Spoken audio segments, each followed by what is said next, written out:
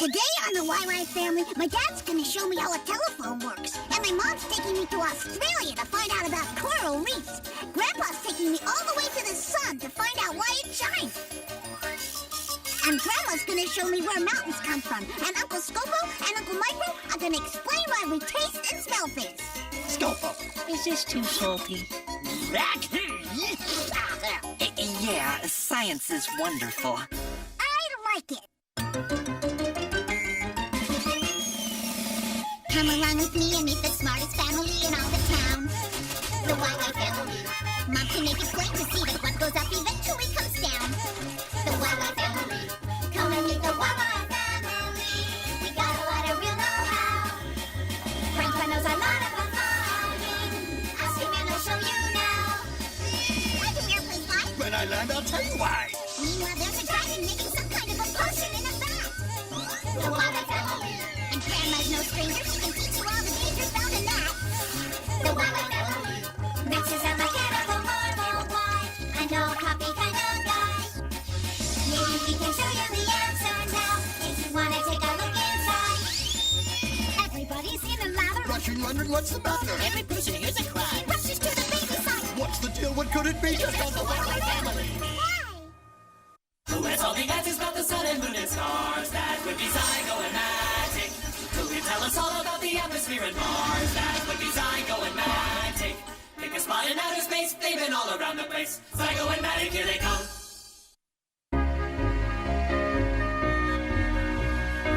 You'd better wear this, my boy. The sun is shining strong today. Okay, but can you tell me why the sun shines? Well, it's very simple, really. The sun is made of hot gases. So hot they produce lots of explosions. And an enormous amount of energy. Hey! Where is everybody? Wait for me!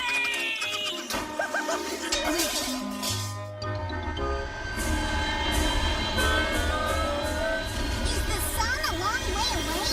Oh, it's only about 93 million miles. But with my brand new Turbomatic space drive, we'll be there in no time. Hold on tight. Raise thermal shield. Turbo shield up. Raise anti-sun ray shield.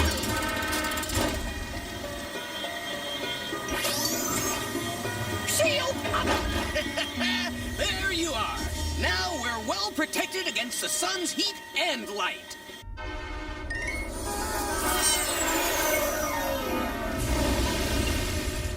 Look, Victor. This is the sun's outer layer. The temperature here is 9,500 degrees. And that's Fahrenheit. And that's hot. And that's nothing.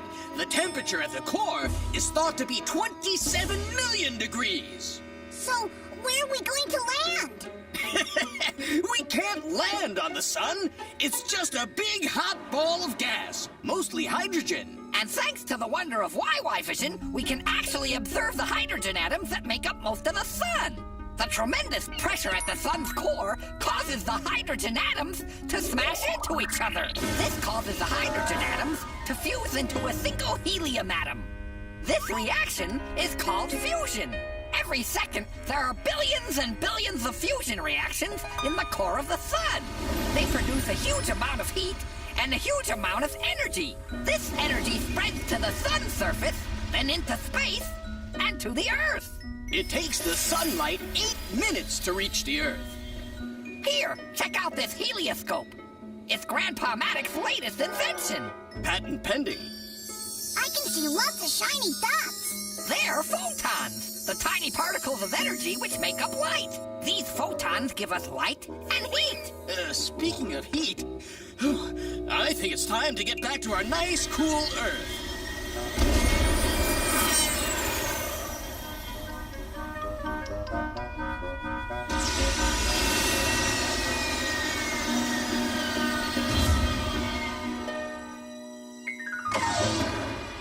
Oh, there you are. You're just in time for lunch. We decided to have our picnic.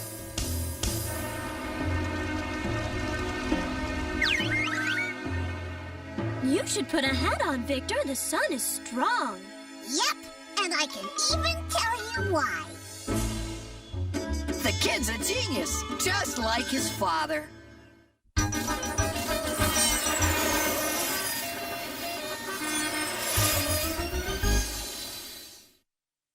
How does it do this? How does it do that? Max is the one with the electronic knack. Machines are his thing, so don't go berserk. That's on the job. You'll find out how they work. And for dessert, Victor, we have some really yummy yogurt. Oh, goody. Open the hangar door. Here comes the airplane. No landing clearance. YY Workshop. Hello? Max? Oops. Oh, hello, dear. Hello, darling. I'm here with Victor, who refuses to eat his yogurt. Hi, Dad. Listen, Dad, I've been meaning to ask you, how does the telephone work? You're not just asking that so you won't have to eat your yogurt, are you? Me? Oh, no, never! Well, to explain it properly, I'm going to need 2 empty yogurt containers. Think you can find a couple for me? I guess so. Good. You work on that, and I'll be right there. I finished off 2 yogurts, Dad. Perfect. Let me have the empty containers. First, we need to understand that all sound is produced by vibrations. These vibrations travel in waves. Now, sound has to travel through something. Most of the sounds we hear travel through the air around us. But sound can travel through other things, like this string when it's stretched between 2 containers. Like this, Dad! Thank you, Victor. You've just demonstrated the principle of the telephone. Just replace the yogurt containers with the receiver and the string with wire, and bingo! You've got a telephone! A weak electric current runs through all the phones in the world. It's this current that lets us transmit our voices over a long distance. Let's check out the receiver. Here in the mouthpiece, there's a small microphone. The sound of my voice causes a membrane in the microphone to vibrate. The vibrations of the membrane cause variations in the electrical current, which travels along the telephone line to the receiver at the other end, which has another membrane in its earpiece. The variations in the current cause it to duplicate the vibrations of the membrane in the microphone, thus reproducing the sound of the person speaking. Now let's make a call. I want to call my dad. But I'm right here. I know, but I've got something very important to tell you, Dad, and I want to say it from a distance. All right, Victor. This is a perfect opportunity to explain how satellites are used to help us make long-distance phone calls. When you take the phone off the hook, the electrical signal triggers a dial tone. Then I dial a telephone number. Each button has sent an electrical impulse through the wire to the local telephone exchange. There, the electrical impulses are converted into radio waves, which are transmitted to a satellite in space. Ouch! The satellite directs the radio waves back to Earth, to another telephone exchange, which changes the signal back into electrical impulses, which travel through another wire before reaching their destination. It's the only way to travel. Hello, Victor? Is that you? Hi, Dad. I just wanted to say thanks for explaining how the telephone works. Don't mention it.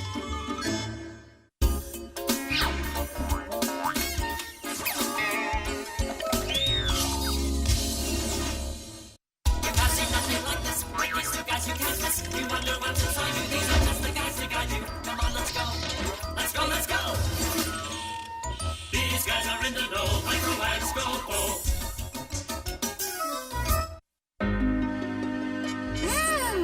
Something smells great.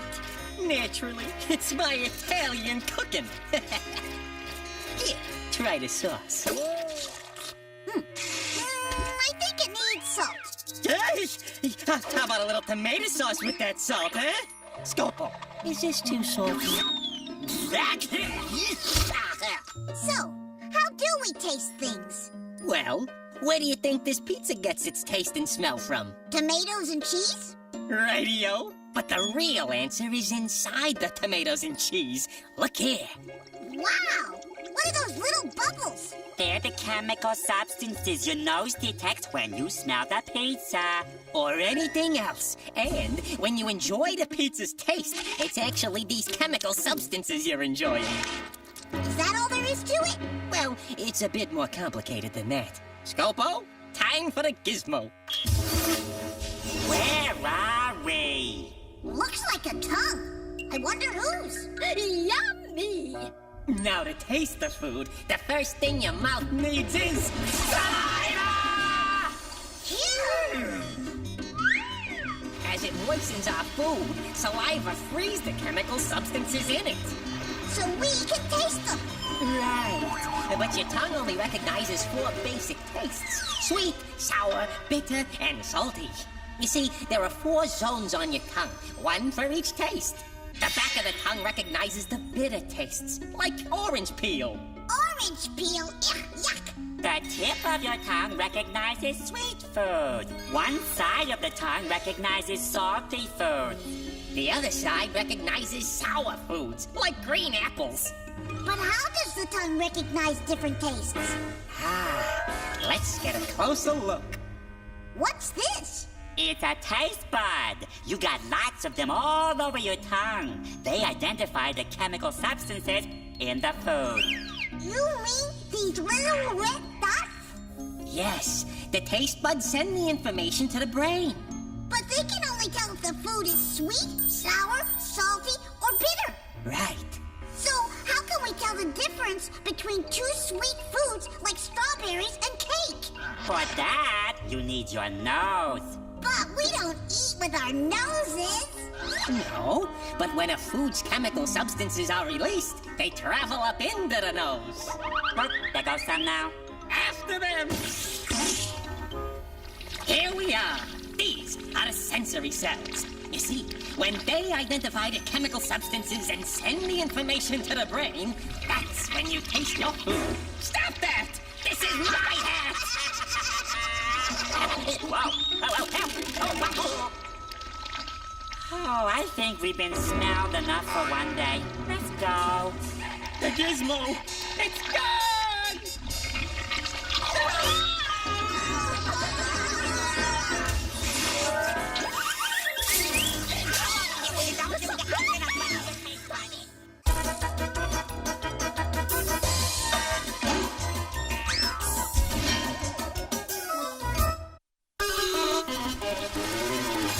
Have you ever wondered why the salty oceans, lightning, thunder, what the earth is like down under? Why there's wind and snow and rain? Let earth and basalt explain. It's sure gonna be fun showing the slides from our last mountaineering trip. How did that get in there? That's a great picture, Uncle Micro. Hey, Uncle Scopo, can I go with you the next time you go mountain climbing? I don't know. It may be a while. The mountains are kind of far away. Where do mountains come from? Well, they're caused by the... I think what a Scopo means is that you should ask your grandmother. Grandma! Grandma, where do mountains come from? Sounds like Micro suckered you into looking at his boring slides. Well, dear, it's quite simple, really. You always say that. And it always turns out to be simple, doesn't it? Well, yeah. All right, then. The Earth is a bit like this cream puff. Don't get any bright ideas, Basalt. The Earth has a hard outer layer, or crust, just as the cream puff does. Now, the Earth's crust is made up of several chunks that fit together like puzzle pieces. These are called tectonic plates. Beneath the Earth's crust is a layer of red-hot molten rock called magma. The tectonic plates float on the layer of magma, which means that very slowly they move around. In fact, the plate containing Europe and the plate containing North America are slowly moving apart at the rate of about 1 inch per year. Wow! That calls for a cream puff. I'll say. Oh! Victor! Basalt! Oh, if the Earth is like a cream puff, I can't wait to see what mountains taste like. Wait here. When two tectonic plates drift apart, they produce cracks in the Earth's crust called faults. Faults. Ah, all right, got it. And, what about mountains? Hold on. Now, when two tectonic plates come together, they do so with enough force to push up and fold the Earth's crust. And that forms mountains. They do look delicious. I'm not finished yet. The tectonic plates converge in two different ways. We've already seen how the plates collide and push up mountains, like the Alps or the Himalayas. Of course, the movement of the Earth's crust is much slower than this. All right, now, tectonic plates don't just smack into each other. Sometimes one of them slides underneath the other. The upper plate is pushed up and mountains form. Mountains can also be formed by... Oh, that looks like a volcano. I was hoping you'd say that, Victor. On the boundaries between tectonic plates, you have cracks in the Earth's crust. The magma beneath the crust erupts through these cracks, forming volcanoes. As the magma cools, it hardens into rock and eventually builds up a volcanic cone. So you see, dear, it's all quite simple, just like I said it would be.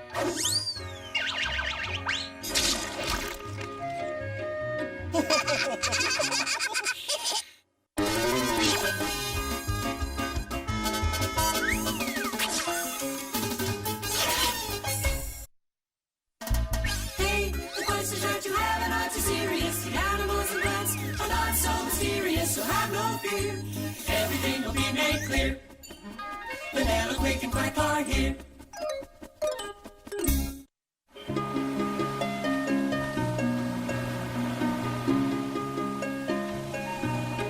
Hey, look what I found. Oh, thanks for the bath, Quick. You're welcome. Look, Victor, check out this shell I found. Shell? It kind of feels like a rock, and it looks like a plant. Hey, Mom! Quick found something really weird. It's a piece of coral. Oh, what's coral? It's a rare plant that lives in the water. Don't you ever listen? He said it felt like a piece of rock. How could it be a plant?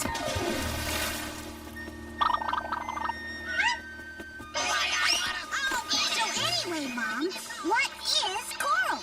It's sort of like stone, but has tiny animals living inside it. It's found in the warmer parts of the ocean. Why don't we go see? Okay. Come on, guys. We're gonna go visit some coral.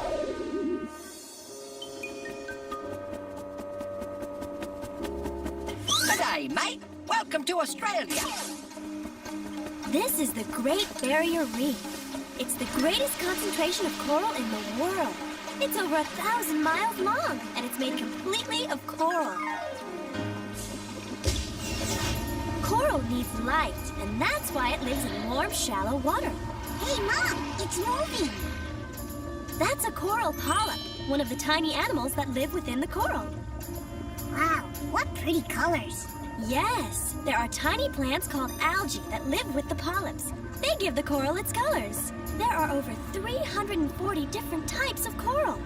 They come in different shapes and sizes. Careful, don't touch it. Why not? Because the polyps are very fragile. You might hurt them by accident. Also, some species of coral can give you an itchy, burning rash. So, where does the coral come from? The polyps spend their entire lives making it. Take a look. Polyps are soft-bodied animals. Polyps don't move around. Once they choose a spot, they stay there. All their lives, polyps produce a substance called calcium under their feet. Calcium is what our bones are made of. Over time, the layers of calcium build up and form coral reefs. So the coral is sort of like the skeleton of the polyps. Hey, kid, nice comparison. It's a very slow process. To produce 6 feet of coral reef can take as long as 500 years. Hey, this is a strange-looking island. It's called an atoll. An atoll? An atoll. It's actually a ring-shaped coral reef covered with sand. I like it.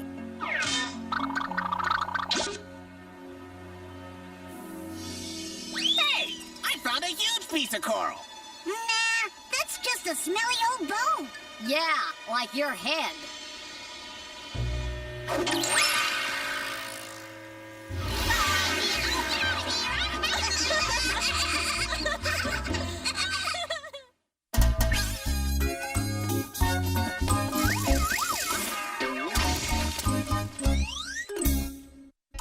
Well, Victor, what'd you learn today?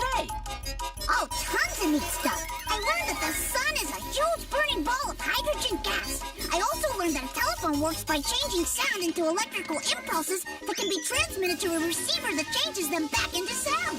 Thanks for explaining how the telephone works. I learned that when we taste and smell things, the taste buds on our tongues and the sensory cells in our noses are reacting to chemical substances in the food. Yummy! And I learned that the Earth's crust is made up of sections called tectonic plates. And when these plates come together, mountains are formed. Sounds like a pretty big day.